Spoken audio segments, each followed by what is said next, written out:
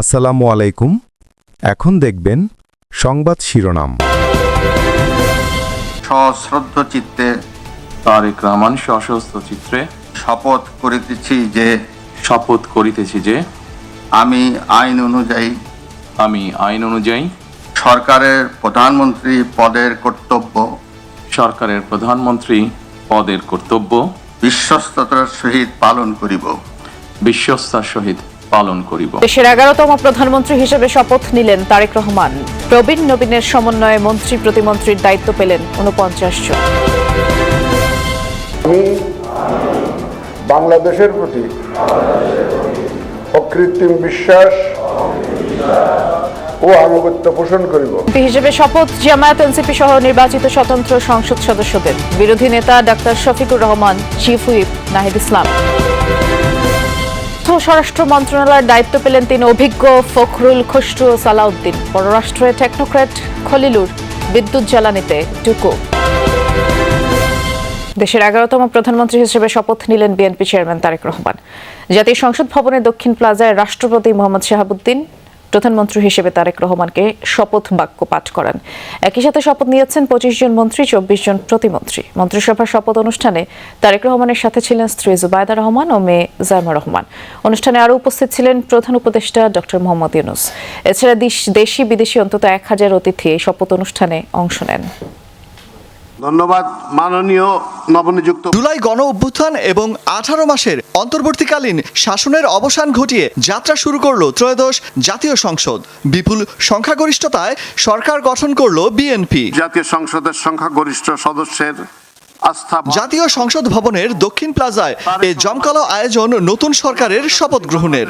গোধূলির আলোয় সংসদ ভবনের দক্ষিণ প্লাজা তখন দেশি বিদেশি অতিথিদের উপস্থিতিতে মুখরিত।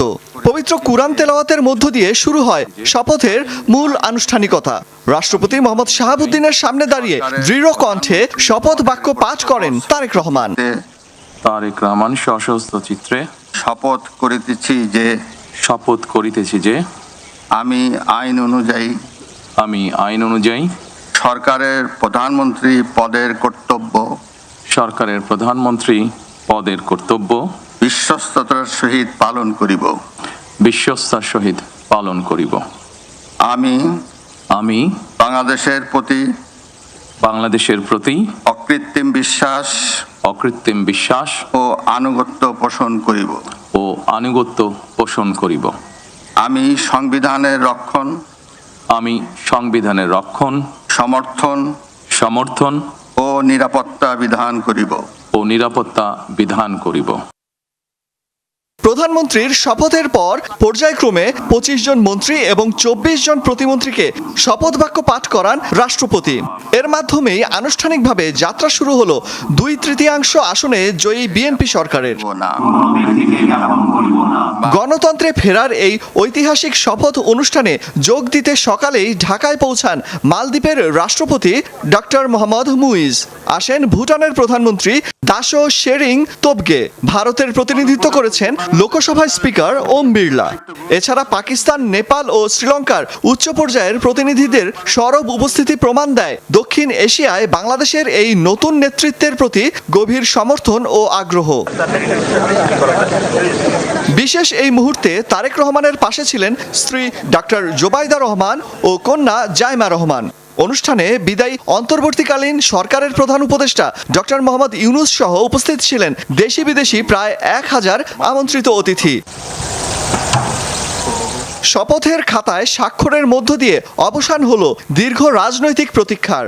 অন্তর্বর্তীকালীন শাসনের 18 মাস পেরিয়ে দেশ এখন নতুন সংসদীয় গণতন্ত্রের পথে। এখন দেখার বিষয় জন আকাঙ্ক্ষা পূরণ আর আঞ্চলিক সহযোগিতার নতুন এই সমীকরণকে সঙ্গী করে তারেক রহমানের নেতৃত্বাধীন সরকার দেশকে কতটা স্থিতিশীলতা ও সমৃদ্ধির পথে এগিয়ে নিয়ে যান। সংসদের বিরোধী দলীয় নেতা নির্বাচিত হয়েছেন জামায়াতের আমির ডাক্তার শফিকুর রহমান। উপনেতার দায়িত্ব পালন করবেন জামায়াতের নায়েবে আমির ডাক্তার সৈয়দ আব্দুল্লাহ মোহাম্মদ তাহির। আর বিরোধী দলীয় চিফ হুইপ হয়েছেন জাতীয় নাগরিক পার্টির আহ্বায়ক নাহিদ ইসলাম।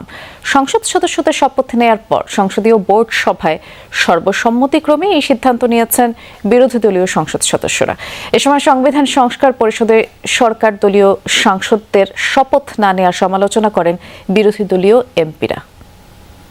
সংস্কার পরিষদ শপথের আনুষ্ঠানিকতা শেষে সংসদে বিরোধী দলীয় সভাকক্ষে বৈঠকে বসে জামায়াত সহ 11 দলীয় জোটের সংসদ সদস্যরা। লম্বা সময় ধরে চলে এ বৈঠক। সিদ্ধান্ত হয় সংসদে বিরোধী দলীয় নেতা হচ্ছেন জামায়াত আমির শফিকুর রহমান, উপনেতা হচ্ছেন ডাক্তার সৈয়দ আব্দুল্লাহ মোহাম্মদ তাহের। বৈঠক শেষে গণমাধ্যমকে বিরোধী দলীয় নেতা জানান, সংস্কারের পক্ষে গণভোটের রায়কে সম্মান করে জুলাইকে সম্মান করেছে জামায়াত। শপথ না নিয়ে সরকারি দল জুলাইকে উপেক্ষা করেছে বলেও অভিযোগ তার।